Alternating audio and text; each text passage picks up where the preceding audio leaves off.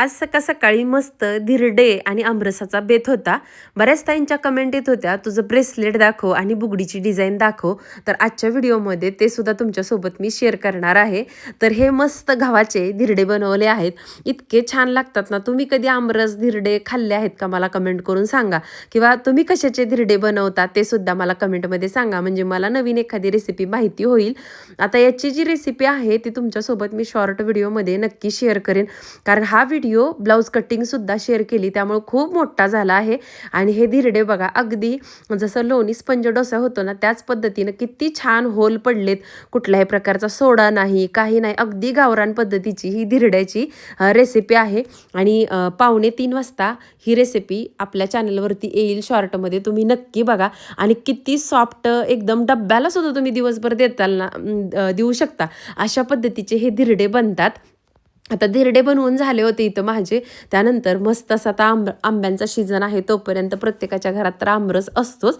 आमच्या घरामध्ये ना आमरस ज्यावेळेस बनतो ना, पुरणपोळी आमरस, धिरडे आमरस, पुरी आमरस, असं मेनू चालूच असतात.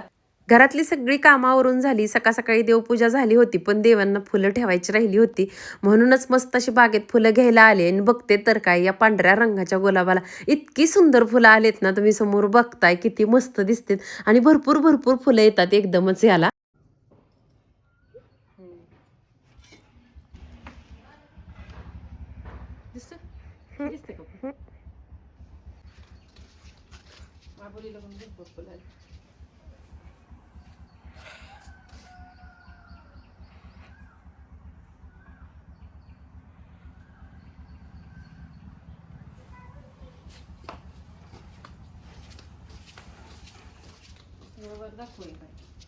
सकाळ सकाळी बागेत एक फेरफाटका मारला आणि वेगवेगळ्या रंगाची फुलं बघितली ना, मन प्रसन्न होतं.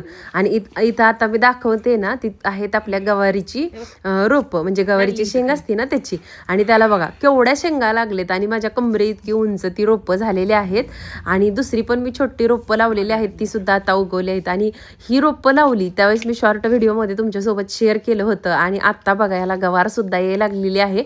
आणि आमच्या घरात सगळ्यांना गवार आवडते भरपूर खाण्यासाठी, त्यामुळं भरपूर गवारीची रोपं लावली होती आणि सगळीच उगवलीत. आता इथं सगळी मोगऱ्याच्या फुलाची जी फुलं होती गोळा केली. आणि ह्या झेब्रा गुलाबाच्या बघा इतक्या छान कळ्या आलेत ना. ही सगळी जी 7-8 गुलाबाची रोपं आहेत ना, त्यांना अशी बंचमध्ये फुलं येतात, म्हणजे एकदम भरपूर कळ्या येतात आणि भरपूर फुलं येतात. त्यामुळे मस्त दिसतं एकदम. आणि ह्याचा तर कलर एकदम गोड आहे. इकडं आले आणि आंब्याला पाड लागलाय का हे चेक केलं, पण आणखीन काय पाड लागला नाही. आणि हा मनी प्लांट आहे ना आपल्या एंट्रन्सच्या तिथला, तो खूप लोंबत होता, तुम्ही बऱ्याच व्हिडिओमध्ये पाहिला असेल. आणि इथं आपण ना आकाशकंदील लावण्यासाठी मी हुक करून घेतलेले आहेत, त्याच्यासाठी त्याच्यातच हे सगळा मनी प्लांट आहे ना अडकवला. मी खूप प्रयत्न करत होते त्याला त्या हुकमध्ये अडकवण्याचा, पण मला काय अडकवताच येत नव्हतं. आता बघू, त्या पाईपच्या पुढच्या बाजूला ना एक तारेचा हुक करून घेते, म्हणजे पटकन अडकवता येईल. एकतर समोरून ऊन इतकं डोळ्यावरती येत होतं ना, मला ते दिसतच नव्हतं समोरून. अक्षरशः प्रकाश आला की ऑटोमॅटिक डोळे माझे ना झाकले जात होते. तरी पण आपदून मी तो मनी प्लांट आहे ना पूर्ण हुकामध्ये अडकून घेतला. तसं तर आणखीन खालून बरेच मनी प्लांटचे म्हणजे वेल आहेत ना फुटलेले आहेत, ते अडकवायचेत मला. पण इतके ह्यालाच माझे हात वरती करून दुखायला लागले ना, म्हणून मी कंटाळून एकच वेल अडकवली तेवढी. आणि नंतर म्हटलं चला परत कधीतरी अडकूया.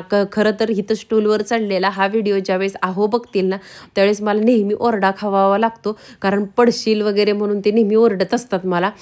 बघू परत मोठा लोखंडी स्टूल आणून ना इथला वेल व्यवस्थित अडकवून घेणार, त्यावेळेस तुमच्यासोबत शेअर करते.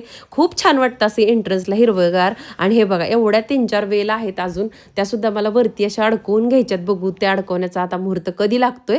चला, मस्त असे सकाळी उन्हाला घातलेले टावेल पण सुकले होते, ते घेतले, घरात गेले. सकाळपासून आज काही केस विंचरणं झालं नाही, तेही विंचरायचे होते मला. आणि चिवताईवरती घरट्यात बसली होती, म्हटलं नको तिला डिस्टर्ब करायला, बसली ती. बहुतेक तिला लवकरच पिल्लंसुद्धा होतील आणि त्यावेळेस पण दाखवे दाखवेनच मी तुम्हाला.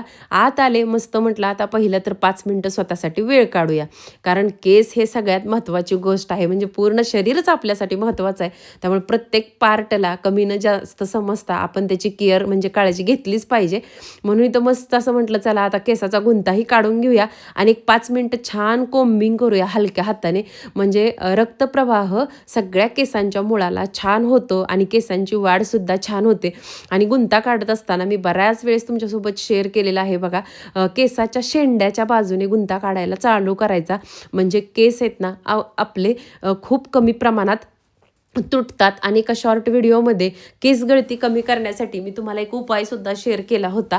बेडवरती झोपायचं आणि डोकं खालच्या बाजूला लोंबकळत सोडायचं, म्हणजे जास्त रक्तप्रवाह आपल्या केसाच्या दिशेने होतो आणि केसांची वाढसुद्धा चांगली होते. तसं तर माझा विचार चालला आहे की कुठला तरी एखादा हेअरकट करावा. नेहमी मी स्ट्रेटच हेअरकट करते. तर तुम्हाला काय वाटतं की मी हेअरकट करावा का नाही, हे कमेंटमध्ये मला नक्की सांगा. खूप इच्छा होते हेअरकट करायची, पण माझं काही धाडस होत नाही. मी 7-8 वर्षापूर्वी एकदाच हेअरकट केला होता, लेअर कट, आणि इतकं वरतीपर्यंत स्टेप पडल्या होत्या ना, त्या स्टेप पूर्ण वाढेपर्यंत आणि सगळे केस एक लेवलला येईपर्यंत माझ्या काही जीवात जीव नव्हता बिलकुल. तेव्हापासून काही माझं धाडस होत नाही बरं का हेअरकट करण्याचं. शक्यतो स्ट्रेट हेअरकट करते आणि ती पण ना घरीच कट करते. माझी मोठी लेक विंचरून मी तिला पकडून देते आणि ती कट करत असते. आणि इथं बघा मस्त असं हे माझं ब्रेसलेट आहे. अगदी 5 सोन्याचे मणी आहेत छोटे छोटे, आणि त्याच्या साईडला ना क्रिस्टलचे लाल मणी 2-2 टाकलेले आहेत मी, आणि साईडला बाकी तसेच क्रिस्टलचे ब्लॅक मणी आहेत ना ते टाकले. त्यामुळे ते चमकतं आणि दिसायला खूप छान वाटतं. खरं तर मला सोन्याचं ब्रेसलेट असावं ही खूप हौस आहे. मग मी आता सोनं तर किती महाग आहे तुम्हाला माहिती आहे, मग अशा छोट्या छोट्या गोष्टीत मी माझा आनंद आहे ना, इच्छा आहे ना, पूर्ण करत असते. ब्रेसलेट सोबत तुम्हाला बुगडीसुद्धा दाखवून घेतली. अगदी साध्या पद्धतीची डिझाईन आहे, आणि ही फ्रंट हातावरती काढलेली जी मेहंदी आहे ना ती माझ्या छोट्या लेकीने काढली, आणि मागच्या हातावरती मी मेहंदी काढली होती. कशी वाटली तुम्हाला मेहंदीची डिझाईन नक्की कमेंटमध्ये सांगा. ब्लाऊजची उंची ह्या जवळजवळ ना 15.25 आहे बघा. तुमच्या ब्लाऊजची उंची किती आहे ती तुम्ही घेतली तरी चालते. प्रत्येक हात तू दाखव चालते. हां, ब्लाऊजची उंची बरोबर 15.25 घेतलेली आहे मी. इथून शोल्डर 5.5 घेतलेला आहे मी. हे बघा दिसतंय नीटला व्यवस्थित, वरती थांबा 1 मिनिट. हा हे बघा इथून 5.5 घेतले हे, आणि इथून 1 इंचाचं माप घेतले मी फक्त. त्यानंतर गळा माझा हा खोल असतो एकदम, त्यामुळं गळ्याची खोली आहे ना बघा हे 11 आहे, आणि मला डिपनेक आवडते त्यामुळं इथं कमी येतं अंतर, आणि इथून 3.25 टाकले मी. हे बघा लिहिलंय इथं, दाखवते तुम्हाला. हे बघा दिसतंय, हे 3.25 अंतर इथून टाकले. डीप गोल गळा घ्यायचा असला ना हे 3.25 टाकायचं. पण शोल्डर प्रमाणे प्रत्येकाची माप असते. तुम्ही हे माप आहे ना माझ्या ह्याच्यावरनं तुम्ही म्हणजे स्वतःची कटिंग नाही करू शकत. चेस्टच्या हिशोबानं फक्त तुम्ही माझा पॅटर्न वापरून थोडंफार चेंजेस करू शकता. पण जेवढा गळा डीप होत जातो ना तेवढा शोल्डर इथून आत येत जातो, आणि इकडून पण आत सरकतो. जर तुम्ही डीप गळ्याला शोल्डर इथं 5.5-6 ठेवला ना तर तो घातल्यानंतर ब्लाऊज पूर्ण शोल्डरवरून खाली येतो. तर अशा पद्धतीची कटिंग आता हे पूर्ण कट करून घेते, आणि फ्रंट कसा कट करायचा ते दाखवते. प्रत्येकाची ब्लाऊज कट करण्याची पद्धत ही वेगळी असते, आणि इथं आता माझी ना पुढच्या साईजची काही मापं टाकून घ्यायची चालू आहे. डिटेलमध्ये तुम्हाला दाखवतेच, त्यासाठी आपला व्हिडिओ स्किप न करता शेवटपर्यंत बघा. आत्तापर्यंतचा व्हिडिओ आवडला असेल तर लाईकसुद्धा करा. आणि बघा हा माझा साध्या पद्धतीचा अगदी पेपर कटिंग आहे. तुम्ही याच्यातले छोटे मोठे काही कटिंगचे माझे वापरून बदल करून तुमचा ब्लाऊज नक्की शिवू शकता.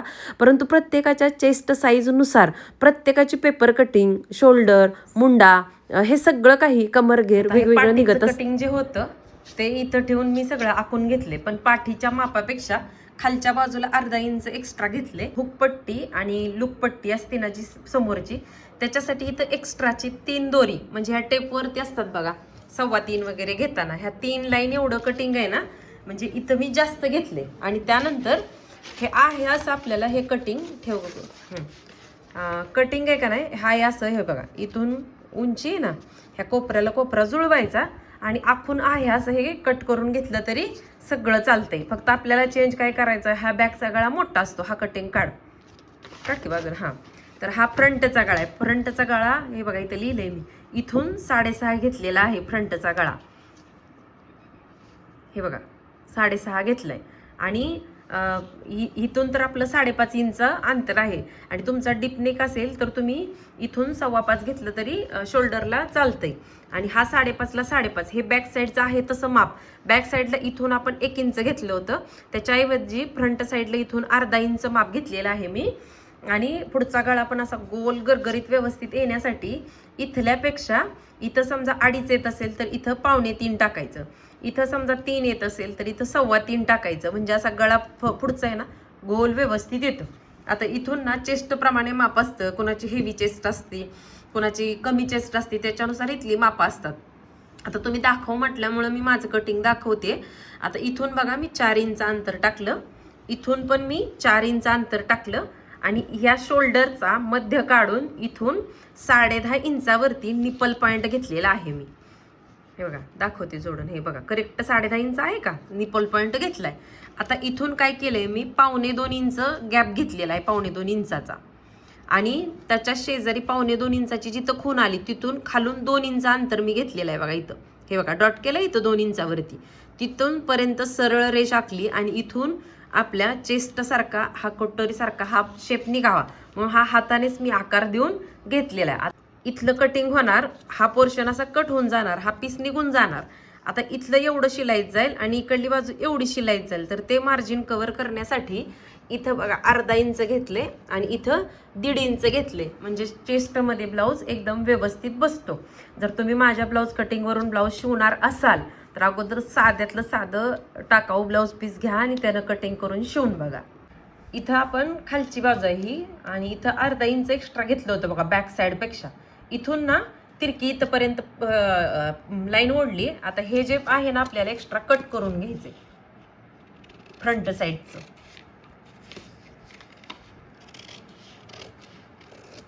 हे बघा असं.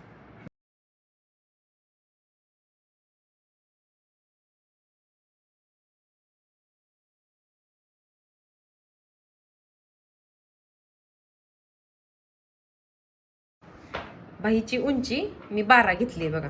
आता ज्यावेळेस कोपऱ्यापर्यंत बाई शिवतो ना त्यावेळेस 3.5 इंच मायनस करायचं. 12तून 3.5 गेलं, इथं 8.5 घ्यायचं आपल्याला. हे बघा 8.5 बरोबर घेतले. त्यानंतर ही बाहीची घडी जी आहे ही अशी घडी रुंदी बाहीची. आता ही कशी माझी ब्लाऊजच्या आपण जे आहे कमर घेरनुसार 10.5 टाकले, तर मी घळघळीत माप असते माझी, कमी जास्त पडायला नको, तर ही घडी 9ची टाकली आहे. तर 9 टाकली आहे आणि इथून बघा इथून 12 पासून ते इथं 8.5चा जो पॉईंट घेतला होता तिथपर्यंत एक तिरकी रेष ओढली, हात इकड बाजूला ही तिरकी रेष ओढली, त्याचा मध्य काढला. किती येतंय समजा 9 आलं तर 9चा मध्य काढायचा, इथं 8 आलं 8चा मध्य 4 काढायचा आणि इथून 1/2 इंचाचा गॅप सोडून हा असा डॉट डॉट डॉट हाताने आकार द्यायचा. तुमच्याकडे जर म्हणजे तसा आकार देण्यासाठी बरेच काही काही भेटतं, त्यांना पण इथं बाहीचा आकार तुम्ही देऊ शकता. मी आपलं नेहमी जे साध्या पद्धतीनं शिवते ना त्याच पद्धतीनं मी तुम्हाला करून दाखवले. तर या डॉटपासून खाली मी अर्धा इंच घेतलं, इथून 3 दोरी म्हणजे 1/2 इंचाचा हा अंतर तयार केला. ही पुढची बाजू कमीवाली आणि बॅक साईडची ही जास्तवाली बाजू, ह्याला आता कट करून घेणार आहे. आणि दंडघेरचं म्हणाल तर इथून 5.5ची फिटिंग असती आणि माझ्या दंडघेर 5.5 आहे, तर इथून 5.5 आणि इथून 2 इंच म्हणजे पॉकेट शिलाईमध्ये एवढं जाऊन एवढं मार्जिन शिल्लक राहतं.